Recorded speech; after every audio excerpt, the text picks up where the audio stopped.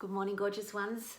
Dr. Lucy here with an episode. I used to call it keto in the car because I was in the car. Then it became keto in the craft room because my office was a craft room. Now it's just, hi, here I am. This week we have been talking all about mindset, and that mindset is not willpower. Mindset is a collection of your thoughts and beliefs that then really shape how you travel throughout your life, really, for many things. The thing about mindset is that we can change our thoughts and beliefs, but it's not always obvious the thoughts we need to change, and it's not always that easy, the beliefs that we need to let go of. So there's a couple of things that I would like to talk to you about this morning, and that is you have to trust the person that is challenging your thoughts and beliefs.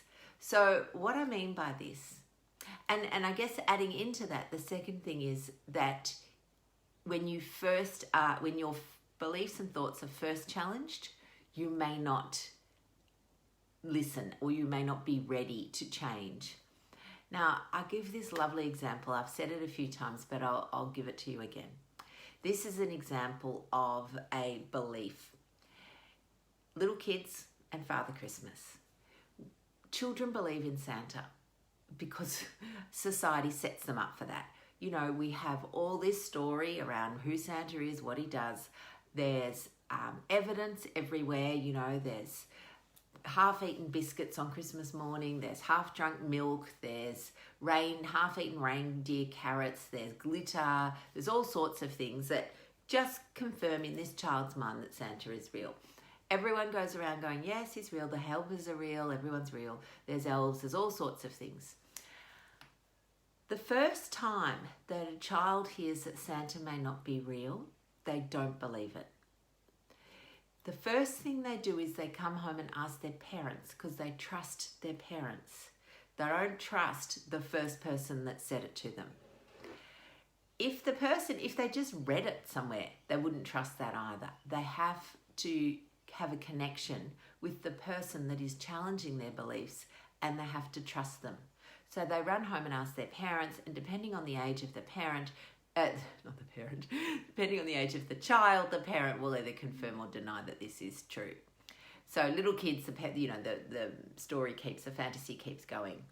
Now, as an example of mindset, the belief this child has that Father Christmas is real is very, very strong. They really believe it.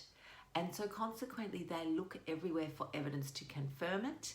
And we call that a cognitive bias. You are always looking for things to confirm your belief. Our brain will automatically kind of dismiss things that don't confirm that belief. So that's the other thing. Then for the Santa thing, our society has obviously decided that we don't want everyone believing in Father Christmas. That would be a disaster. So at around the age of 10 or 12, depending, we start to dismantle that myth. You know, if the child then questions us again, we kind of gently let them down that, yep, maybe this belief is not actually real, and we give them the new belief. So with everything that goes on in our world, we have these beliefs often formed in childhood, early adulthood, and unless they are challenged, we continue to believe them, and they have to be challenged by somebody you trust. Because if they're just challenged by a random, your brain just goes, no, don't believe it, not true, and you move on. So it's really important then. I was talking to somebody.